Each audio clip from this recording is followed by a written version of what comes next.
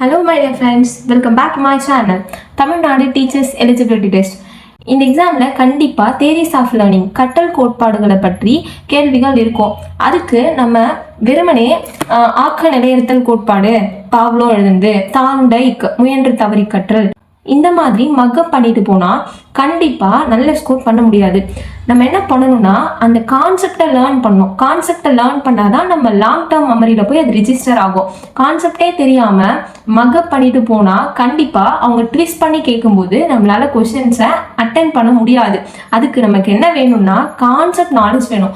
So கான்செப்டை நம்ம learn பண்ணிக்கிட்டா அவங்க எந்த மாதிரி ட்விஸ்ட் பண்ணி கொஷின் கேட்டாலும் ஈஸியாக அப்போ தான் அட்டென்ட் பண்ண முடியும். வேற ஏதாவது சிச்சுவேஷன் கொடுத்துட்டு அந்த சிச்சுவேஷனை இந்த தேரிஸ் ஆஃப் லேர்னிங்ல கனெக்ட் பண்ணிட்டு எந்த தேரி வந்தது அந்த மாதிரி கொஸ்டின் கேட்டிருந்தாங்கன்னா நமக்கு தேரியே தெரியாம ஆன்சர் பண்றது ரொம்ப டஃப். நம்ம ஜஸ்ட் ஷார்ட் அண்ட் ஸ்வீட்டா இந்த தேரிஸ்ல என்ன சொல்லியிருக்காங்க அப்படிங்கிறத இந்த வீடியோல பார்த்துடலாம். இதை பார்த்துட்டு இந்த கான்செப்டை லேர்ன் பண்ணிக்கிட்டா எந்த மாதிரி கொஸ்டின் கேட்டாலும் உங்களால அட்டன் பண்ண முடியும். யாரெல்லாம் என்னோட சேனலை சப்ஸ்கிரைப் பண்ணலையோ சப்ஸ்கிரைப் பண்ணி வச்சுக்கோங்க friends. Let's begin friends. Theories of learning கற்றல் கோட்பாடுகள், தூண்டல் துலங்கல் தொடர்பு கோட்பாடுகளை பற்றி இன்னைக்கு பார்க்க போறோம். Stimulus response principles. இந்த தூண்டல் துலங்கல் தொடர்பு கோட்பாடுகள்ல 3 நபர்களுடைய கோட்பாடுகளை தான் இந்த வீடியோல பார்க்க போறோம். யாருடையதுன்னா தாண்டைக், பாவ்லோ, ஸ்கின்னர். நமக்கு ஆல்ரெடி தெரியும் தாண்டைக் முயன்ற தவறி கற்றல், பாவ்லோ ஆக்க நிலையுறுத்தல், ஸ்கின்னர் செயல்படு ஆக்க நிலையுறுத்தல், trial and error, classical conditioning, Skinner's operant conditioning. இதுதான் நம்ம இந்த வீடியோவில் பார்க்க போகிறோம். ஃபர்ஸ்ட் தாண்டைக்கின் முயன்று தவறி கற்றல். தாண்டைக்கின் முயன்று தவறி கற்றலை ட்ரையல் அண்ட் எரர் மெத்தட்னு சொல்லலாம். தாண்டைக் இந்த கோட்பாடுல என்ன சொல்ல வராரு அப்படிங்கிறத நம்ம பார்க்கலாம். தாண்டைக் தான் ஃபாதர் ஆஃப் எஜுகேஷனல் சைக்காலஜி, கல்வி உளவியலின் தந்தை. ரொம்ப முக்கியமான கேள்வி, நோட் பண்ணி வச்சுக்கோங்க. தாண்டைக் அமெரிக்கா நாட்டை சார்ந்தவர். ஸோ தாண்டைக் இந்த முயன்று தவறி கற்றல்ல பயன்படுத்தின விலங்கு என்னன்னா பூனை. இந்த பூனையை வச்சு எப்படி தாண்டைக் முயன்று தவறி கற்றல் கோட்பாடை கொண்டு வந்தாருன்னு நான் சொல்றேன். ஷார்ட் அண்ட் ஸ்வீட்டாக சொல்றேன், நல்லா கவனிச்சுக்கோங்க.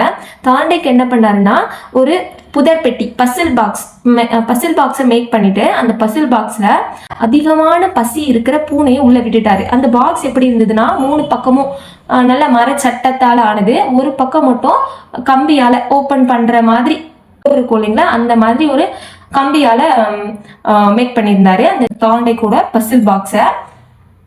அந்த பாக்ஸுக்குள்ள ரொம்ப பசியான ஒரு பூனையை உள்ள விட்டுட்டாரு. அந்த பூனைக்கு முன்னாடி ஒரு கருவாட்டு துண்டையும் வச்சிருந்தாரு. அந்த பூனை எப்படியாவது வெளியில வந்து அந்த கருவாட்டு துண்டை எடுக்கணும் அப்படிங்கிறது தான் அந்த பூனையோட மிகப்பெரிய கோல். அதுக்கு அந்த பூனை நிறைய ட்ரை பண்ணுச்சு. எப்படியாவது வெளியில வந்து அந்த கருவாட்டு துண்டை எடுத்துடணும் அப்படின்னு நிறைய ட்ரையல்ஸ் ஓடிச்சு, குதிச்சுது, கடிச்சுது அந்த கம்பிய.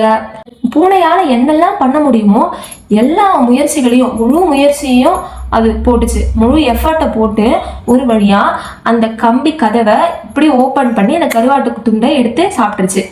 அதே பூனைய அந்த பசில் பாக்ஸ்ல நல்ல பசியோட இருக்கும்போது உள்ள விட்டுட்டு திரும்ப கருவாட்டு துண்டை வைக்கிறாங்க. அந்த எரர்ஸ் வந்து குறையுது. அது முயற்சி பண்ணுச்சு இல்லையா, ரொம்ப அந்த நம்பர் ஆஃப் ட்ரையல்ஸ் வந்து ரொம்ப ரெடியூஸ் ஆயிட்டு சீக்கிரமே அது போய் அந்த கருவாட்டு துண்டை எடுக்குது. ஏன்னா அதோட ப்ராக்டிஸ், ஏற்கனவே அது எப்படி அந்த டோரை ஓப்பன் பண்ணலாம் அப்படிங்கிறது கற்றுக்குச்சு. ப்ராக்டிஸ் பண்ணி கற்றுக்கிட்டு அந்த எரர்ஸ் எல்லாம் கிளியர் பண்ணிட்டு ஈஸியாக வெளியில் வந்து அந்த கருவாட்டு துண்டை எடுத்துருது.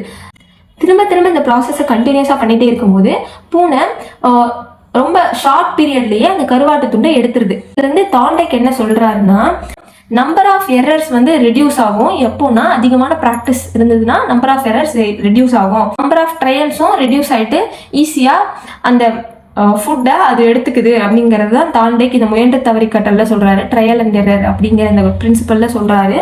இதை எப்படி நம்ம ஸ்டூடெண்ட்ஸோட லேர்னிங்ல அப்ளை பண்றாரு அப்படிங்கிறத பார்க்கலாம். தாண்டைக் வந்து 3 கற்றல் விதிகளை சொல்றாரு. Law of readiness, law of exercise, law of effect. So எத்தனை கற்றல் விதிகளை சொல்றாரு அப்படிங்கிறத கேட்டாலும் கேட்பாங்க. ஸோ 3 கற்றல் விதிகள். அது என்னன்னு பார்க்கலாம். ஆயத்த விதி, இது எப்படி ஸ்டூடெண்ட்ஸ் கிட்ட ரிலேட் பண்றாருன்னா, நம்ம ஏதோ ஒரு நியூ லெசனை எடுக்கும்போது ஸ்டூடெண்ட்ஸை ஆயத்தப்படுத்திட்டு தான் அந்த லெசனை ஸ்டார்ட் பண்ணணும், மோட்டிவேட் பண்ணணும். அந்த லெசன் ரிலேட்டடான கொஸ்டின்ஸ் நிறைய கேட்டுட்டு அந்த ஸ்டூடெண்ட்டை இந்த கான்செப்டை அவங்க அண்டர்ஸ்டாண்ட் பண்ணிப்பாங்க, இந்த லெசனை அவங்க படிக்கிறதுக்கு ரெடியா இருக்காங்க, அந்த மனநிலையில அவங்கள கொண்டு வந்துட்டு தான், ஆயத்தப்படுத்திட்டு தான் எந்த ஒரு டீச்சிங்குமே பண்ணணும். அதுதான் ஆயத்த விதியில சொல்றாரு. நெக்ஸ்ட் பயிற்சி விதி. இப்போ ஏதாவது ஒரு லெசன் ரொம்ப இம்பார்ட்டண்டா இருந்ததுன்னா, மோஸ்ட் இம்பார்ட்டன்ட் லெசன் அப்படின்னு இருந்ததுன்னா ஸ்டூடெண்ட்ஸுக்கு அதை திரும்ப திரும்ப ப்ராக்டிஸ் கொடுத்துக்கிட்டே இருக்கணும். அப்படி திரும்ப திரும்ப ப்ராக்டிஸ் கொடுத்துக்கிட்டே இருந்தாதான் ஸ்டூடெண்ட்ஸ் ஈஸியாக அந்த கான்செப்ட் அண்டர்ஸ்டாண்ட் பண்ணிப்பாங்க, நிறைய ஸ்கோரும் பண்ணுவாங்க. ஸோ பயிற்சி அதிகமாக தேவைப்படுது. ஸோ பயிற்சி ஸ்டூடெண்ட்ஸ்க்கு அதிகமாக கொடுக்கணும் மோஸ்ட் டிஃபிகல்ட் லெசனுக்கு அப்படின்னு சொல்றாரு. இந்த பயிற்சி விதியை அலைவெண் விதி அப்படின்னு சொல்லலாம். இதுவும் முக்கியமான கேள்வி. அடுத்தது விளைவு விதி.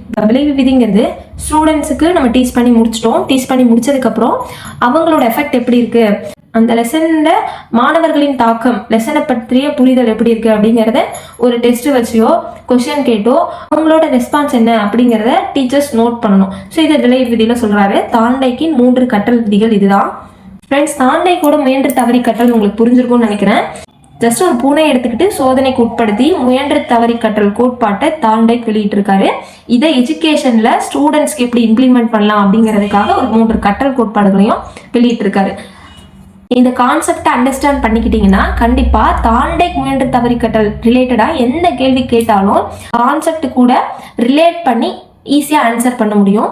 அதனால தான் இது ஷார்ட் அண்ட் ஸ்வீட்டா நான் இப்போ சொல்லிட்டு இருக்கேன். அடுத்த தேதி பாவ்லோவின் ஆக்க நிலையுறுத்தம், கிளாசிக்கல் கண்டிஷனிங். பாவ்லோ ரஷ்ய நாட்டை சேர்ந்தவர்.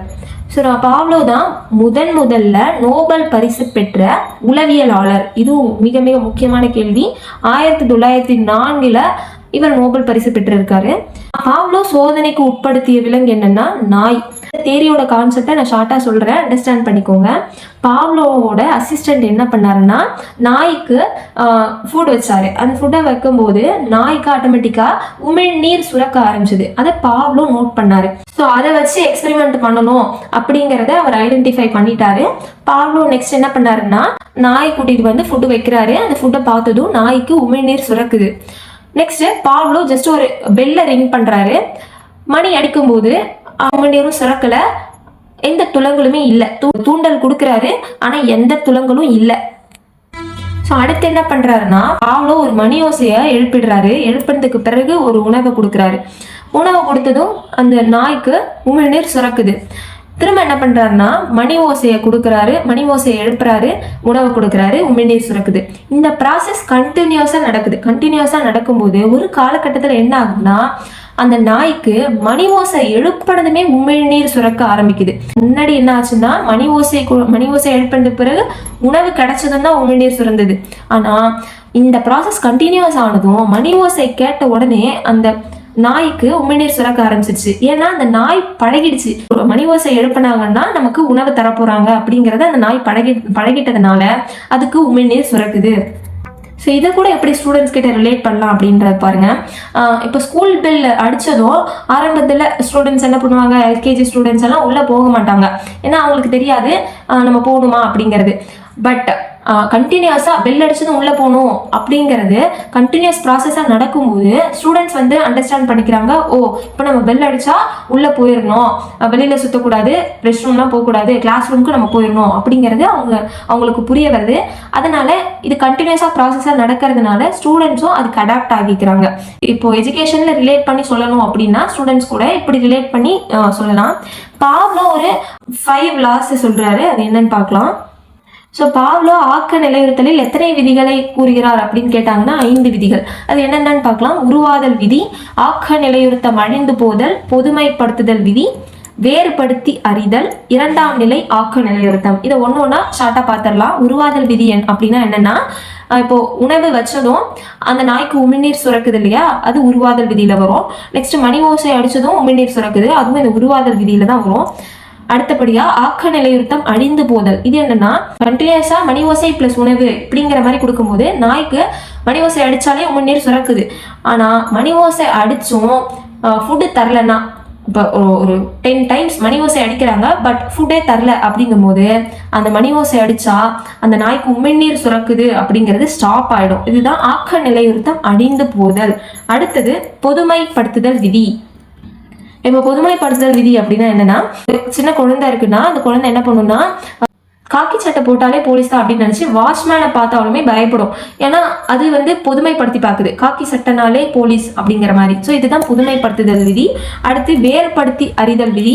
வேறுபடுத்தி அறிதல் விதி அப்படின்னா என்னன்னா, இப்போ மணி ஓசை ஒரு மைல்டா வித்தியாசம் இருந்தாலுமே எந்த மணி ஓசைக்கு நமக்கு ஃபுட்டு தருவாங்க அப்படிங்கிறத கண்டிப்பா நாய் கெஸ் பண்ணும்.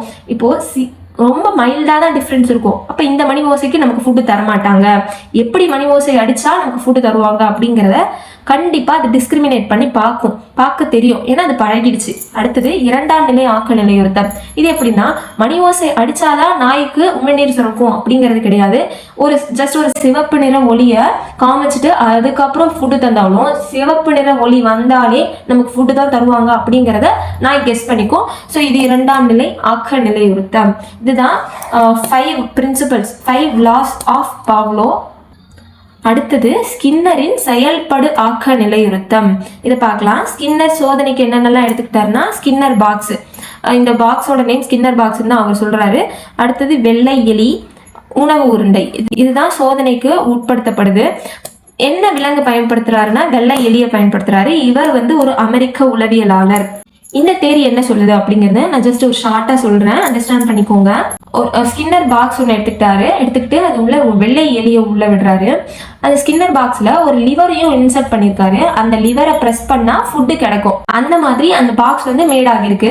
இப்போ அந்த பாக்ஸ்குள்ள வெள்ளை எலி உள்ள போயிட்டு என்ன பண்ணுதுன்னா, அதுக்கு ரொம்ப பசி, எப்படியாவது ஃபுட்டு எடுக்கணும், எப்படியாவது ஃபுட்டு சாப்பிடணும் அப்படிங்கறதுனால ஓடுது, உருளுது, பரலுது, என்னென்னமோ பண்ணுது, துருன்னு இருக்கு.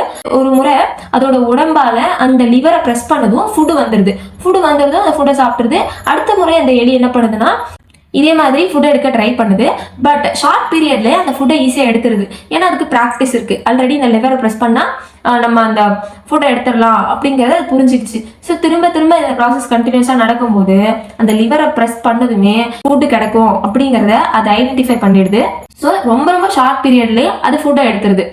அடுத்து என்ன பண்றாருன்னா, பாவ்லோ மைல்டா ஷாக் வர மாதிரி ஒரு ஸ்கின்னர் பாக்ஸ்ல எலியை விடுறாரு. அதுக்கு மைல்டா ஷாக்க அது ஃபீல் பண்ணுது. அப்படி ஓடி உருளுது, என்னென்னமோ பண்ணுது. கடைசியில அங்க ஒரு லிவர் இருக்கு. அந்த லிவர் பிரஸ் பண்ணதும் அந்த ஷாக் வராம நின்று போயிருது. ஸோ இதை கண்டினியூஸா பண்ணும்போது அந்த எலி என்ன பண்ணுதுன்னா, ரொம்ப சீக்கிரமா அந்த லிவரை ப்ரெஸ் பண்ணிடணும், அப்பதான் நம்ம ஷாக்ல இருந்து கீழே வர முடியும் அப்படிங்கிற அண்டர்ஸ்டாண்ட் பண்ணிட்டு ரொம்ப குயிக்கான டைம்லயே அந்த லிவரை ப்ரெஸ் பண்ணி எஸ்கேப் ஆக நினைக்குது. இதுல இருந்தே பாவ்லோ என்ன சொல்ல வராரு அப்படின்னா, rewards introduce to increase behaviour. அதாவது ரிவார்டு கொடுத்தா அது அந்த பிஹேவியரை இன்க்ரீஸ் பண்ணும், அந்த நடத்தையை திரும்ப அதிகப்படுத்தும். ரிவார்ட்ஸ். பனிஷ்மெண்ட் கொடுத்தா அந்த பிஹேவியரை டிக்ரீஸ் பண்ணும். So punishment introduce to decrease பிஹேவியர்னு சொல்றாரு. அப்போ எந்த நடத்தை நல்ல நடத்தையோ அந்த நடத்தையை ஸ்டூடெண்ட்ஸ் கிட்ட இன்க்ரீஸ் பண்ணும் அப்படின்னு நினைச்சா கண்டிப்பா ஒரு ரிவார்ட்ஸ் கொடுக்கணும். அப்ப அந்த ஸ்டூடெண்ட்ஸ்க்கு அந்த நடத்தை இன்க்ரீஸ் ஆகும். எந்த நடத்தை தேவையில்லாத நடத்தையோ ஸ்டூடெண்ட்ஸ் கிட்ட இருந்து ரிமூவ் பண்ணணும் அப்படிங்கிற மாதிரியான நடத்தை ஸ்டூடெண்ட்ஸ் கிட்ட இருந்ததுன்னா கண்டிப்பா பனிஷ்மெண்ட் கொடுக்கணும். அந்த பனிஷ்மெண்ட் அந்த ஸ்டூடெண்ட்ஸோட பேட் ஹேபிட்டை கண்டிப்பா டிக்ரீஸ் பண்ணும். இதுதான் ஸ்கின்னர் இந்த ஆப்பரண்ட் கண்டிஷனிங்ல சொல்றாரு. So Skinner positive reinforcement, negative reinforcement, positive punishment, negative punishment சொல்லியிருக்காரு. இதை நான் என்னன்னு பார்க்கலாம். பாசிட்டிவ்னாலே we have to add something, ஏதாவது ஆட் பண்ணணும், கொடுக்கணும். அதுதான் பாசிட்டிவ், நேர்மறை. எதிர்மறைனா எதையாவது ரிமூவ் பண்ணணும். நெகட்டிவ்னா மைனஸ், ரிமூவ் பண்றது. நேர்மறைனா பிளஸ். ஸோ என்ன சொல்றாருன்னு பார்க்கலாம். நேர்மறை வலுவூட்டிகள், அப்போ ரிவார்டு ஏதாவது கொடுக்கணும். Positive reinforcement. இப்போ நீ எக்ஸாம்ல 100 மார்க்ஸுக்கு 90 எவ்வளோ எடுத்தீங்கன்னா உனக்கு நான் பெரிய சாக்லேட் வாங்கி தருவேன் அப்படின்னு சொல்றது கொடுக்கறது. Something we are giving. இப்போ அது நேர்மறை வலுவூட்டிகள். That means positive reinforcement. இப்போ அதே நெகட்டிவ் ரீஇன்ஃபோர்ஸ்மெண்ட் அப்படின்னா இது ரீஇன்ஃபோர்ஸ்மெண்ட் தான். இதுவும் ஜஸ்ட் லைக் ரிவார்டு மாதிரி தான். ஆனா இதை வந்து நம்ம ரெடியூஸ் பண்றோம், எடுக்கிறோம். ஏதோ ஸ்டூடெண்ட் கிட்ட இருந்து எடுத்துடுறோம். இது என்னன்னா, எக்ஸாம்பிள் சொல்றேன், உங்களுக்கு கிளியரா அண்டர்ஸ்டாண்ட் ஆகும். இப்போ ஏதாவது ஒரு ஹோம்ஒர்க் கொடுத்துட்டு அந்த ஹோம்ஒர்க்கை அவன் கம்ப்ளீட் பண்ணிட்டான் அப்படின்னா நம்ம என்ன சொல்லணும்னா, நீ இந்த ஹோம்ஒர்க்கை கரெக்ட் டைமுக்கு கம்ப்ளீட் பண்ணிட்டா, உன்னோட ரைட்டிங் ஒர்க் நீ இதை 5 டைம்ஸ் எழுதணும் இல்லையா, அது நீ எழுத வேணாம், ஏன்னா நீ கரெக்ட் டைம் ஹோம்ஒர்க் முடிச்சுட்டா இந்த 5 டைம்ஸ் எழுதணும் அப்படிங்கறது எழுத தேவையில்ல, அந்த பனிஷ்மெண்ட் உனக்கு இருக்காது அப்படிங்கிற மாதிரி நம்ம சொன்னோம்னா இதுதான் நெகட்டிவ் ரீஇன்ஃபோர்ஸ்மெண்ட். கரெக்ட் டைமுக்கு முடிச்சுட்டா உனக்கு இந்த 5 டைம்ஸ் எழுதணும் அப்படிங்கிற அந்த ஹோம்ஒர்க் கிடையாது. ஸோ அப்படி சொல்றோம்ல, ரிமூவ் பண்றோம். அதுதான் எதிர்மறை வலுவூட்டிகள். அடுத்தது நேர்மறை தண்டனை. நேர்மறை தண்டனைனா தண்டனை கொடுக்கணும், சம்திங் கிவிங் தான் நேர்மறை. இப்போ ஏதாவது ஒரு ஒழுங்கற்ற நடத்தைய குழந்தைங்க செஞ்சாங்கன்னா பேரண்ட்ஸ் என்ன பண்ணணும்னா ஏதாவது ஒரு பனிஷ்மெண்ட் கொடுக்கணும், அடிக்கிறது, திட்டுறது, ஏதாவது ஒரு பனிஷ்மெண்ட் கொடுக்கறது. இதுதான் நேர்மறை தண்டனை. கொடுத்தாங்கன்னா ஸ்டூடெண்ட்ஸோட பேட் பிஹேவியர் கண்டிப்பா ரிடியூஸ் ஆகும். நெகட்டிவ் பனிஷ்மெண்ட் அப்படின்னா something we have to take it out from the student. இப்போ நீ எக்ஸாமுக்கு படிக்காம எக்ஸாம்ல ரொம்ப கம்மி மார்க்கே வாங்கிட்டு இருந்தீங்கன்னா கண்டிப்பா உங்ககிட்ட அந்த போனை நான் கொடுக்கவே மாட்டேன், போனை உங்ககிட்ட இருந்து வாங்கிப்பேன் அப்படின்னு சொல்றது தான் எதிர்மறை தண்டனை. ஸ்டூடெண்ட்ஸ் கிட்ட இருந்து நம்ம என்னமோ ஒன்று எடுத்துக்கிறோம். ஸோ இதுதான் நெகட்டிவ் பனிஷ்மெண்ட். இதுதான் ஸ்கின்னர் என்ன பண்றாருன்னா எலியை வச்சு சோதனையை நடத்தி அந்த முடிவு எப்படி ஸ்டூடெண்ட்ஸ் கிட்ட ரெஃப்ளெக்ட் ஆகுது அப்படிங்கிற மாதிரி கனெக்ட் பண்ணி இந்த தேரியை அவர் சொல்லியிருக்காரு. ஃப்ரெண்ட்ஸ், இப்போ உங்களுக்கு தூண்டல் துலங்கல் தொடர்பு கோட்பாடுகளை பற்றி கண்டிப்பா ஒரு நல்ல அண்டர்ஸ்டாண்டிங் இருக்கும் அப்படின்னு நினைக்கிறேன். இப்போ தூண்டல் துலங்கல் தொடர்பு கோட்பாடுகளை பற்றி எந்த மாதிரி ட்விஸ்ட் பண்ணி கொஸ்டின் கேட்டாலும் surely I'll tell you, you can answer. உங்களால ஆன்சர் பண்ண முடியும். So what you have to do is learning the concept first. Concept understand பண்ணணும். எந்த ஒரு விஷயத்தையும் மக்கப் பண்ணாதீங்க. கான்செப்ட் அண்டர்ஸ்டாண்ட் பண்ணிக்கிட்டீங்கன்னா உங்களுக்கு கவலையே கிடையாது. எப்படி ட்விஸ்ட் பண்ணி கேட்டாலும் உங்களால் ஆன்சர் பண்ண முடியும். சில சுச்சுவேஷனோட கனெக்ட் பண்ணி ட்விஸ்ட் பண்ணி கொஸ்டின் கேட்க அதிக வாய்ப்பு இருக்கு. அதனால தான் இந்த கான்செப்ட் எல்லாம் இப்போ நான் ஜஸ்ட் ஒரு ஷார்ட்டாக சொல்லியிருந்தேன். இந்த கான்செப்ட் எல்லாமே உங்களுக்கு இப்போ அண்டர்ஸ்டாண்ட் ஆகியிருக்கும் நான் நம்புறேன். ஃப்ரெண்ட்ஸ், என்னோட சேனலை சப்ஸ்கிரைப் பண்ணலைன்னா சப்ஸ்கிரைப் பண்ணி வச்சுக்கோங்க.